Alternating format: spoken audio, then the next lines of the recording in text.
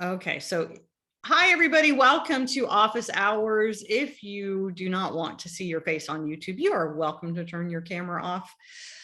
Somebody asked me this question the other day and I thought it was great. How do I get started? So I just thought about it and took our little conversation that we had just the other day and came up with 3 tips to get you moving. So that's what we're going to talk about today. So some of you have been hanging out for a while, or if you haven't, go on over to the YouTube channel and check out the recording that I did. And I even have a template for your business plan on the Google Drive, because we've talked about business planning. We can talk about it again if you would like, but I really encourage you to start with a business plan. Hint, that's not one of the 3 tips, but it is something that I really think would really help you focus, especially for those of you who are really just getting started with the idea of what you think your business might look like. Just like we would not probably advise our clients to start jumping in with an evaluation without a logic model or a theory of change or some roadmap. It doesn't really make sense to start a business without a business plan. So we're not going to delve into that today, but I just had to get that plug in there. And then the other thing that we talked about the other day that we're also not going to dig into, that we talked about before, and we can talk about again, is to identify your ideal client, to really focus in on who you were going to serve. And we talk about that when we talk about business planning. The marketers will tell you that you really have to focus in, like have somebody explicitly in mind, their picture, right? How old they are, what they like, what they don't like, and what is it that they really need? What are their pain points? What are their challenges, and what are their opportunities? These are all things that we've talked about in the past. That's actually not my tip either. So my first tip, is announce yourself, right? Everywhere, every person that you come in contact with, either in person or digitally, you should be announcing yourself. Hey, I'm so-and-so. I just started my business. This is who I intend to serve. This is what I intend to do. Tell everybody everywhere. Seems really simple, but really important. I actually serve on a nonprofit board. Another business strategy you might want to think about is volunteering in the community. Gail Barrington talks about that in her book that hopefully you all have. But in that group, we have a couple of people that are part of a BNI group. Which brings me to networking. So network.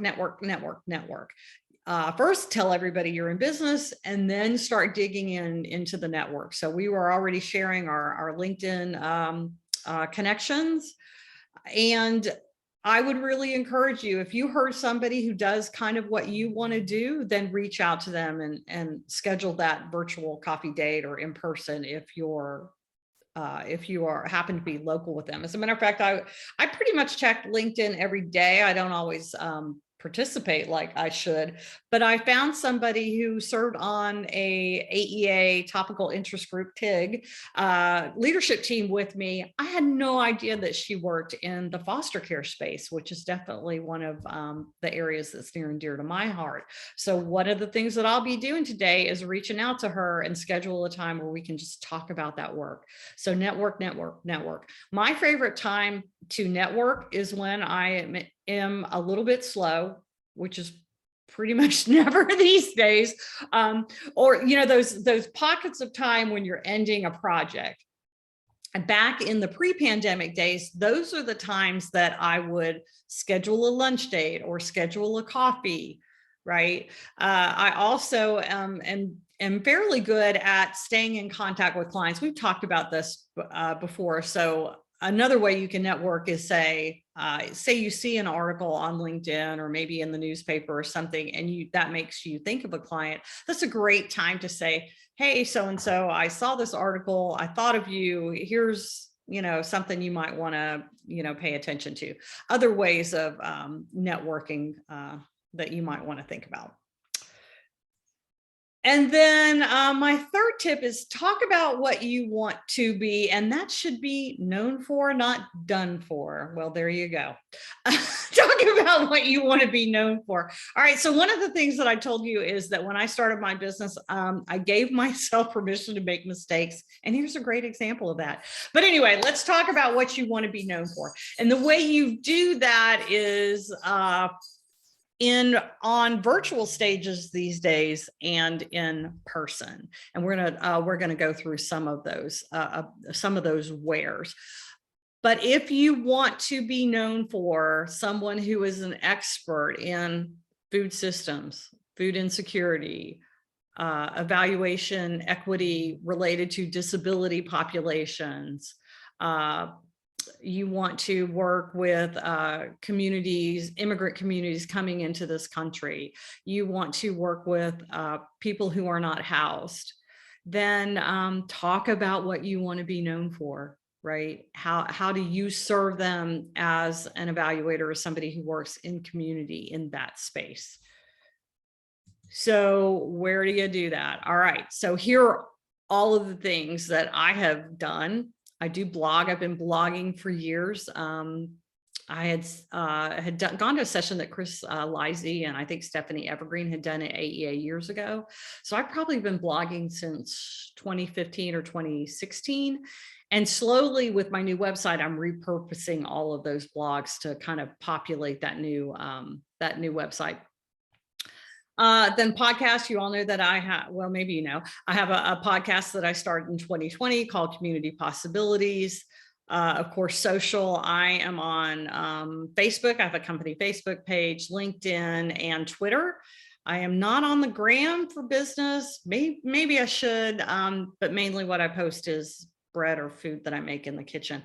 But social, certainly a way to network and make those connections. And then local conferences. I just got invited to do a substance abuse prevention conference here in Georgia. So I know we have several nonprofit foundations or organizations rather that support nonprofits. That is one of my ideal customers. That's one of the lanes that I swim in, nonprofits and foundations. So local conferences that attract nonprofits would be a conference that I would be interested in presenting. Then of course, national conference. Usually try to get in at the Summer Institute if I can.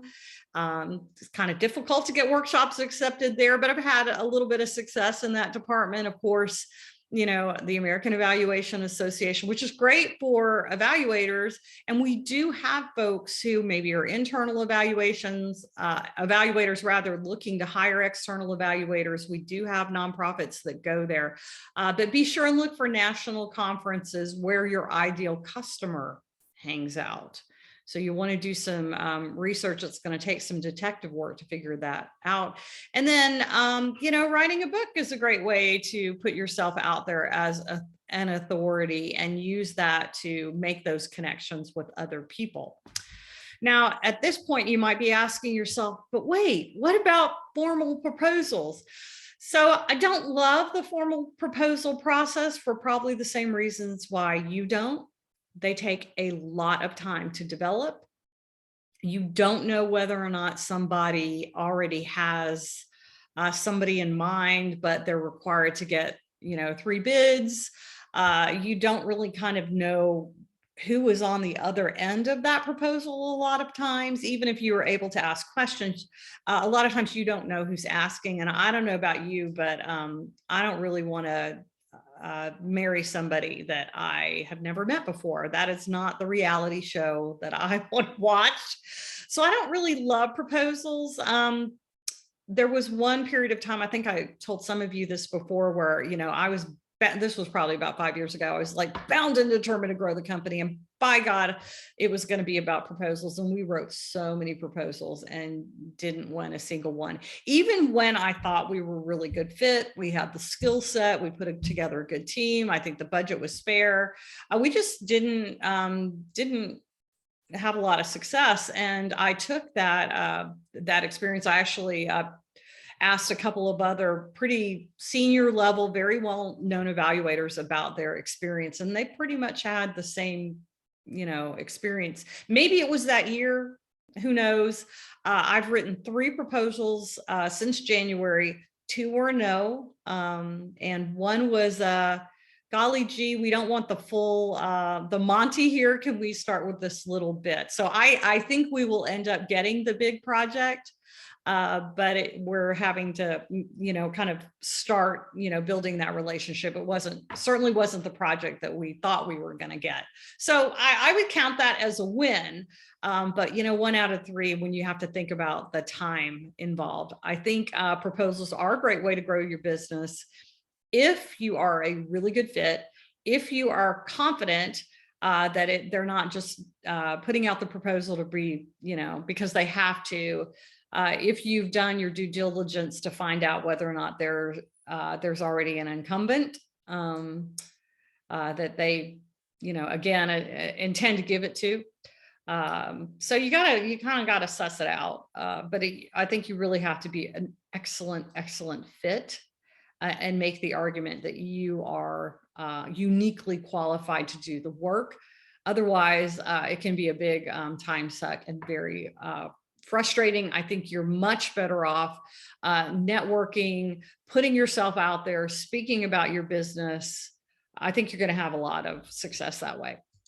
So here's my 5.5 tips. I always think about Matt when we do this. So be really clear about who you are, your brand. We've talked about that before.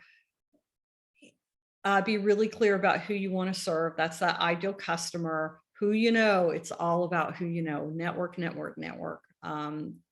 I know I have gotten to know lots of people through the independent consultant chats, certainly here in virtual workshops. It really is about who you know. And I feel like my network has just expanded exponentially in this strange virtual world we're living in right now. Talk about what you want to be known for. That will really set you up as an authority. And think about where you show up. Remember all of those spaces, whether it be a virtual workshop, an AEA coffee, those conferences that are happening in your state and then nationally, and then rinse and repeat, baby. So now this is the time that it's your turn. Here is my contact information. So now we're going to talk about, we can talk about this, and we'll do a quick check-in with your goals, maybe share an accomplishment you're proud of, and a place where you are stuck.